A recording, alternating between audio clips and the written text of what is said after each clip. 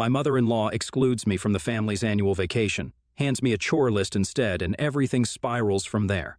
I, 29 female, have been married to my husband, 32 male, for 5 years. My husband took up a project in Europe about a year ago and is supposed to stay there for 3 more years to work on the project, so he's been away, and I've been at home with our 3-year-old son.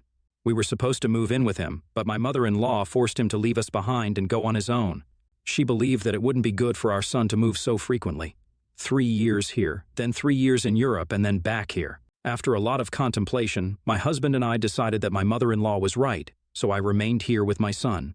She also convinced me to move in with her so that we could all live together as a family, and I agreed to it readily since then I wouldn't even have to pay for daycare or a nanny when I'd go off to work.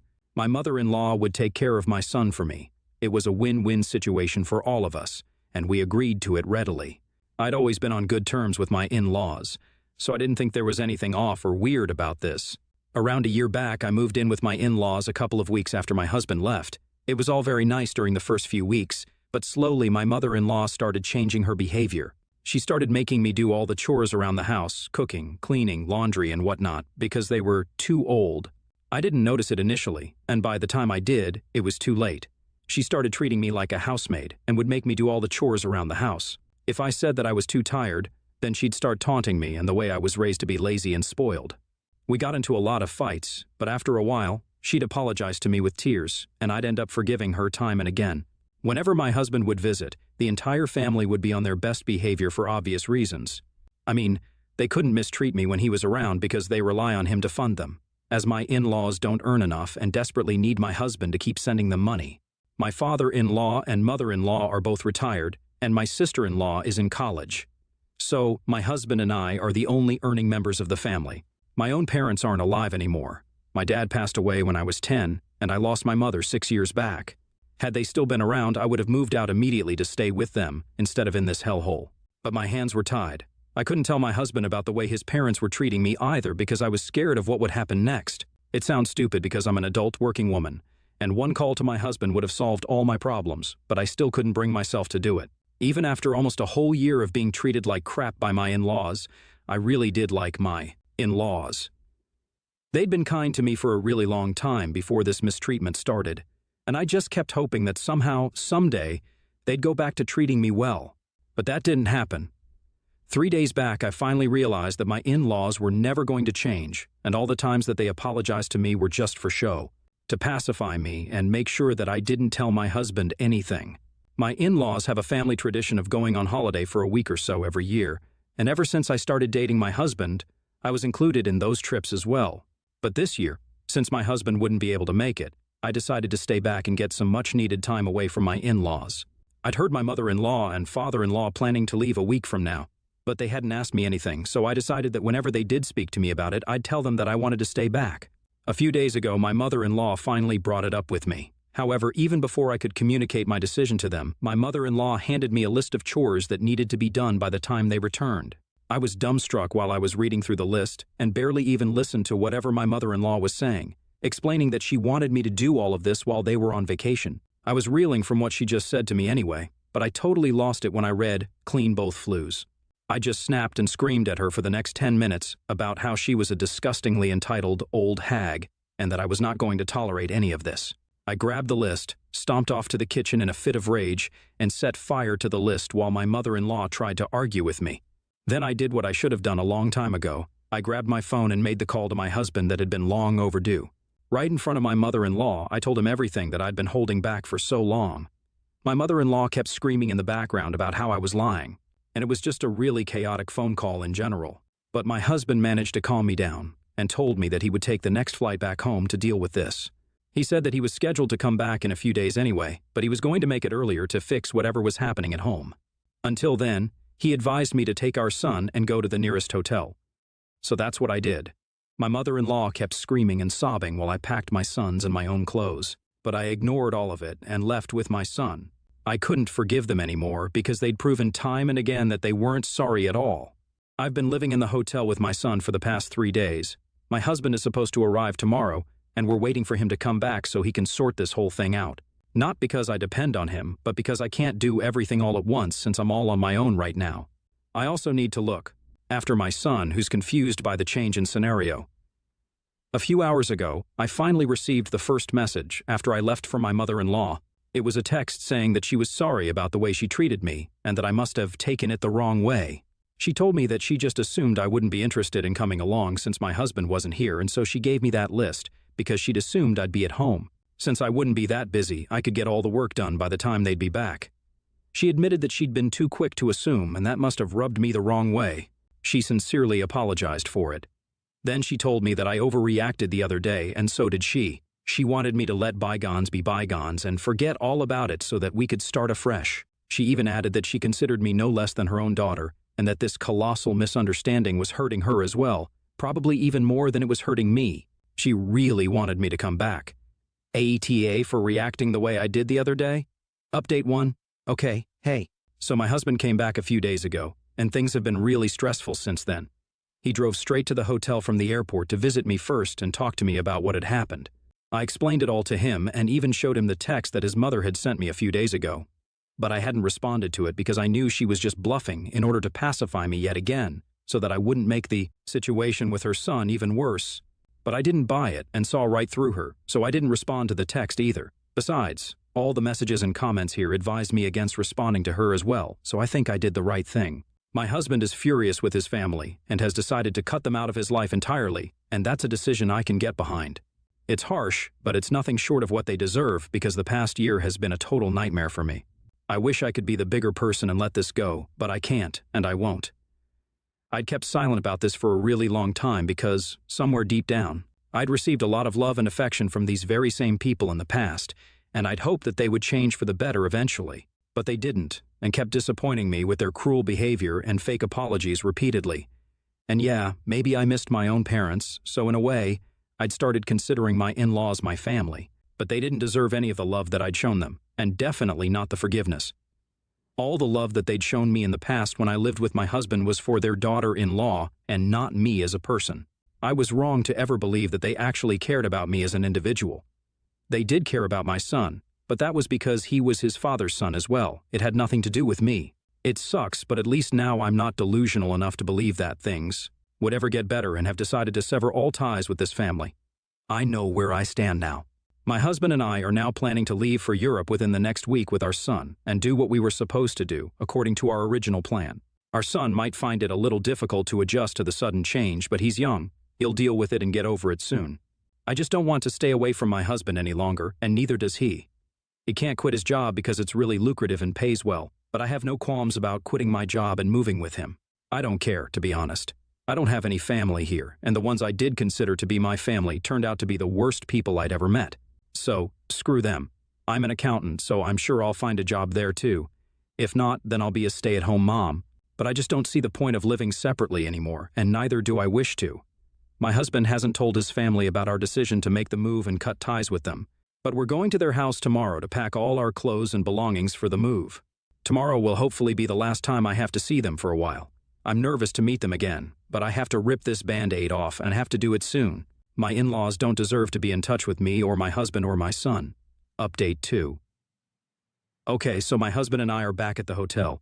It was a really hectic day for us today since we went back to his parents' house to collect our things. I left my son at a close friend's place because I knew there would be a lot of drama today, and I didn't want him to see that. I wish I could say I was proven wrong, but I wasn't.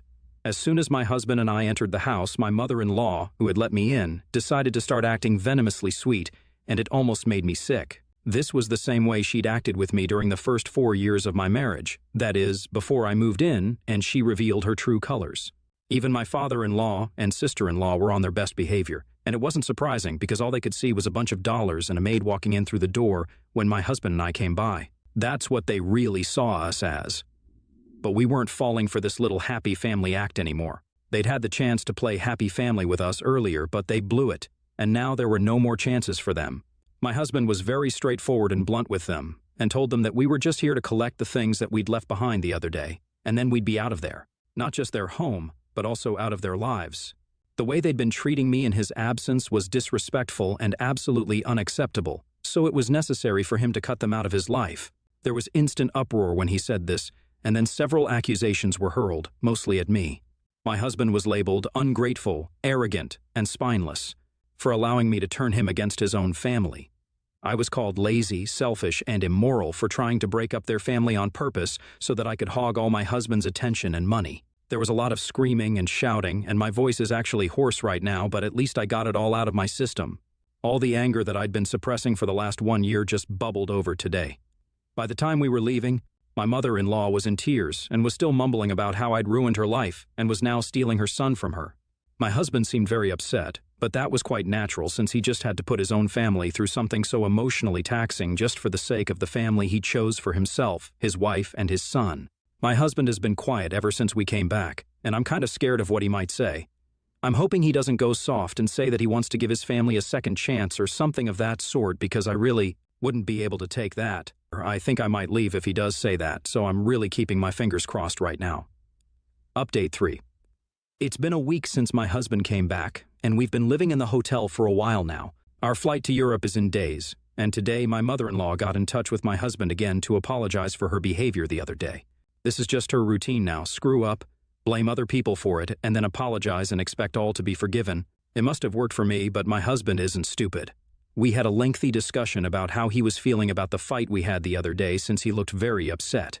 He told me that he wasn't upset that he was fighting with his family, but he was upset because he felt like he'd failed to protect his wife and son from something so emotionally torturous. He told me that even though he'd felt a little bad about confronting his parents and saying all that about cutting them off to them, that stopped as soon as they started yelling at me. And he realized what I must have been going through for the past year. He felt like he'd been a total failure as a husband and father because he'd allowed his family to treat me like crap and had been so oblivious to the truth as well.